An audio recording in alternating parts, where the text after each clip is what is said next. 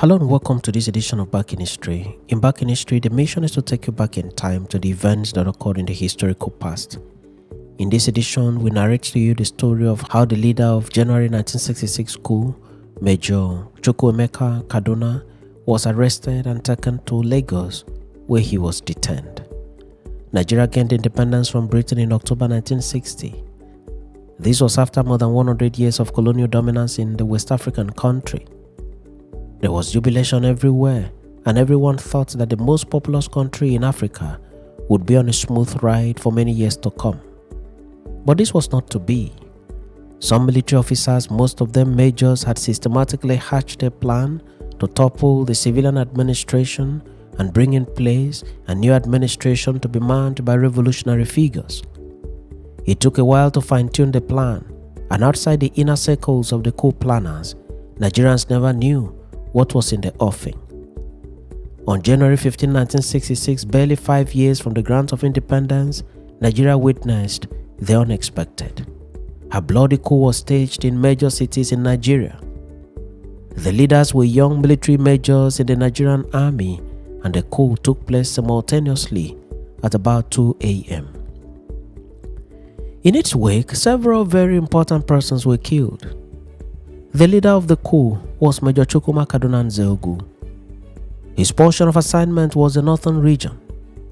Every plan for the northern region was successfully executed by him. Nothing was left undone.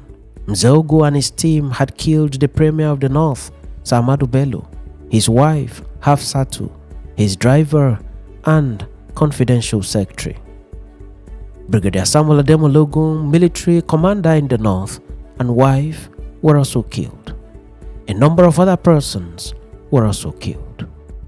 Nzeogwu then took charge of the northern region and declared martial law there.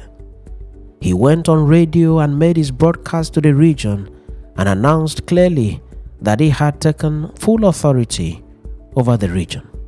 At this time, the coup in all other regions of the country had been frustrated, and most of the coup plotters were either killed or captured by loyal troops. In essence, the coup had failed in other parts of the country except the northern region, where Nzeogwu was in charge and fully on ground. In Lagos, which was Nigeria's capital at the time, the most senior military officer in the country, General Ironsi, had been invited by the Senate President Nzeogwu to please come forward and take over the leadership of the country. At this time, everybody was scared and no one knew what was going to happen next. Senate President Nzeogwu, in that fear of what was to happen next, invited the most senior military officer to take over the reins of power. Ironsi took over the reins of power, the Prime Minister Tafawa Balewa having been killed in Lagos. The new man in power, Ironsi, needed to recapture the north to enable him to be in charge of the whole country as the military head of state of Nigeria.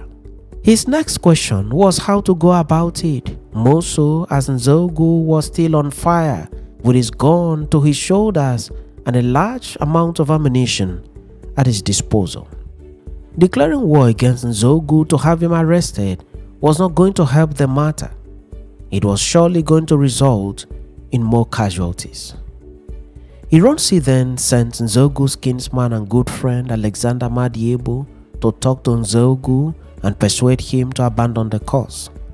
Madiebo was a major in the Nigerian army. He was at that time serving in Kaduna.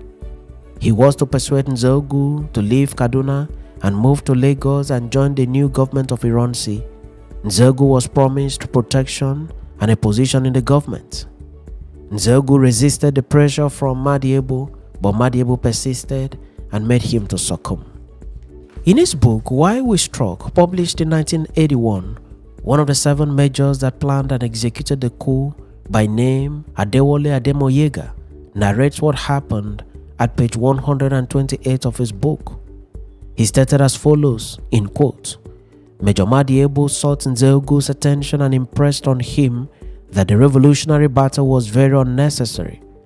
He argued that since Ironsi had accepted the coup as a fait accompli, it was all that Nzeogwu could wish for himself. He insisted that Nzeogwu would be demonstrating unbridled lust for power if he launched his personal attack. He advised Nzeogwu to cancel his plans and surrender to Ironsi, who would gladly carry out Nzeogwu's revolutionary plans. The author continued, still in quote, "It was all an act of deceit.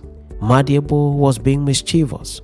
He did not reveal to Nzeogwu that he was in constant contact with Ironsi and Gowon, who had both instructed him to destroy Nzeogwu's revolution." End of quote. At page 134 of the book, Ademoyega continued, still in quote, "Madiebo, acting on the instruction of Ironsi and Gowon, had pressed Nzeogwu into agreeing to hand over power to Ironsi. Madiebo did not work alone. He found a useful ally in Lieutenant Colonel Nzeogwu, the Nigerian military attaché in London, who was specially flown down to speak to Nzeogwu. Nzeogwu had been a known friend of Nzeogwu, but he belonged to the old brigade of officers who grew from the ranks. He made it out as if he came to Nzeogwu as a friend and was speaking in the national interest. He pretended as if he carried a message of truth from Ironsi, which in fact he was merely being used as an instrument. He invoked his long-standing friendship with Nzeogwu and won his ears, though not his heart.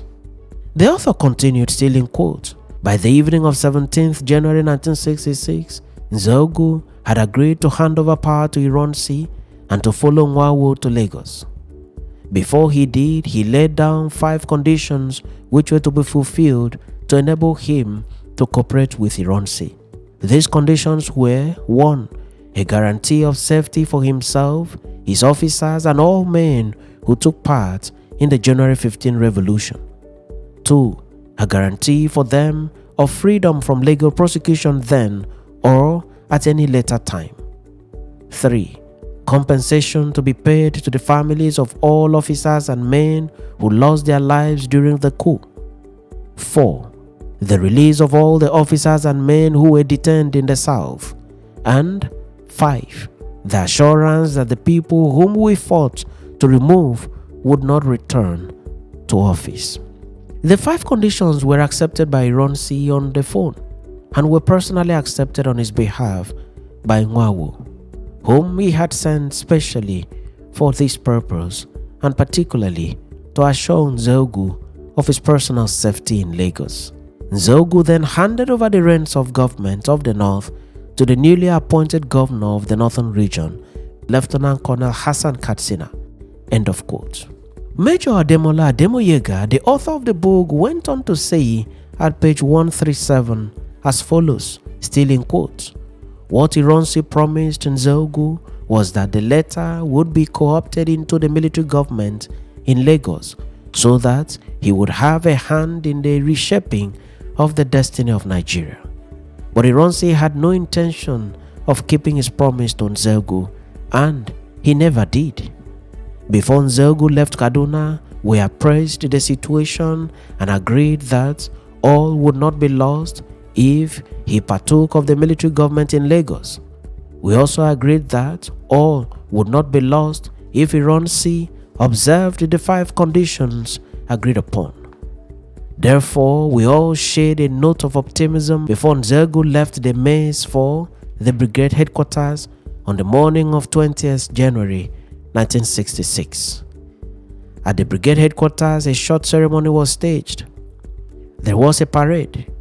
Nzeogwu took the salute and formally handed over the reins of the government of northern Nigeria to Lieutenant Colonel Hassan Katsina.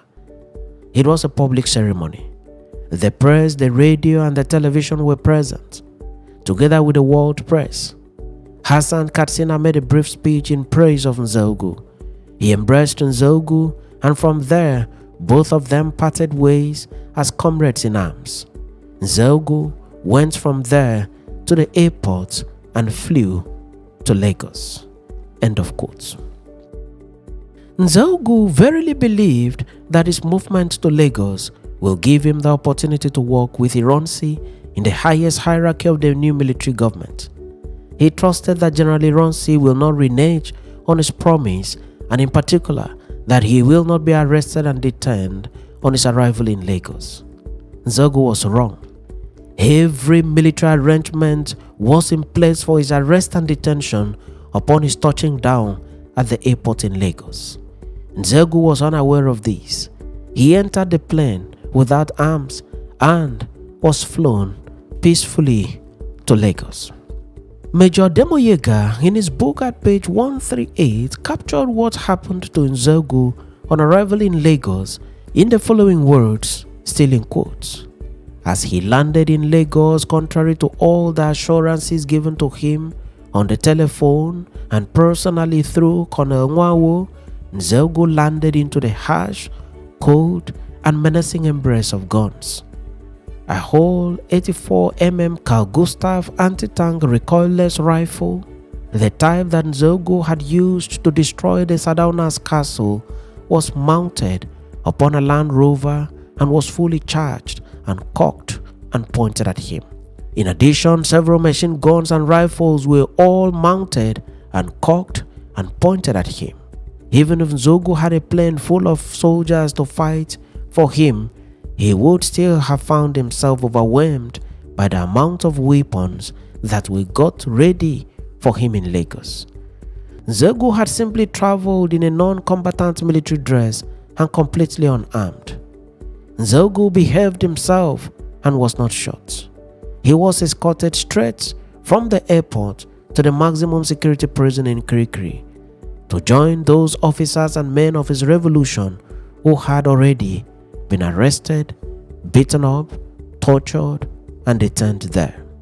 With the arrest and detention of Nzeogwu, the revolution could be said to have ended. The author continued, what remained was the hunt for the remaining members of the revolution who were still in freedom. End of quotes. This is how Major Chukwuma Kaduna Nzeogwu, leader of the January 1966 military coup in Nigeria, was lured, disarmed, arrested, and detained in prison. It was indeed a tactical approach to a violent, volatile, and highly inflammable situation. On seeing that he was fully surrounded, Nzeogwu was left with no better option than to surrender and face the attendant consequences of his actions. The events of January 15, 1966, the executors of the events, and the collective impact on the psyche of Nigeria will remain fresh in the hearts of many and in the history books of the country for many more years to come. Thanks for watching this edition of Back in History, and do remember to subscribe to the channel or follow the page for regular notification on every new video. I am your friend and host Ekeme Udim, wishing you the best in all you do and thanking you for accompanying me on this mission for the discovery, documentation, and preservation of the history of Nigeria and Africa.